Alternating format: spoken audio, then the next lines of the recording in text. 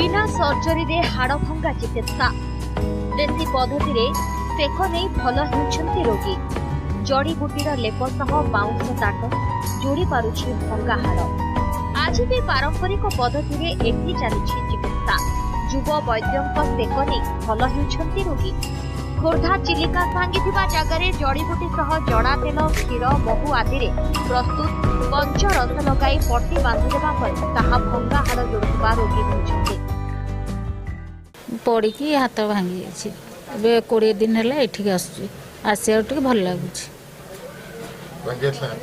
कौन सब चिकित्सा कर टाट बाट भिड़ा भिड़ी कर औषध देकी बांधुंट आयुर्वेदिक भाई जस्ट फ्राक्चर होता एक्सीडेंट हो मेडिकल फ्राक्चर अधिक ऑपरेशन करते लगे कहते ठीक है बहुत कम दिन में बट केमती भल हो आयुर्वेदिक चिकित्सा देखिए तार तेल मालिश कर भल कर तार काहे केउ कालरू एठारे चलिछि हाड़भंगा चिकित्सा केन्द्र।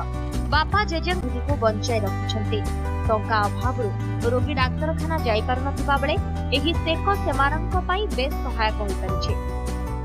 मो बापा जेजेबापा मूलू मु शुणी आसी और जानी आसी एठारे जड़ीबूटी चिकित्सार बहुत प्राधान्यता रही। बहुत दूर दूरांतर आंध्र प्रदेश बॉम्बे पुणे दिल्ली रू बहुत लोक भी बड़ बड़ मेडिकल आसिक चिकित्सित होगी भी जाती। बहुत कम पैसा गरीब निरीह लोक मैंने भी बहुत उपकृत होती। चिकित्सा प्रणाली आमर सेक ट्रिटमेंट करा जाए प्लस हाड़ भांगीगला आम लेप द्वारा पट्टी बांधा जाए पातिया दे बाउंस पातिया दे ट्रिटमेंट करा जाए। घी महू जड़ा एमती 2-3 प्रकार क्षीर एमती 5 प्रकार सर सेक दि जाए। प्राय राज्य सब अंचल बाहर देश बाहर राज्य भी आसुंदी। खोर्धा जिला कालपड़ा घाटर तो गोड़ भोगी था किछि मास मध्य पुनर्बार चलनक्षम कर साहाय्य कर युव कैमरा अनंत प्रधान सह सरोज कुमार पाइकराय नंदीघोष टीवी।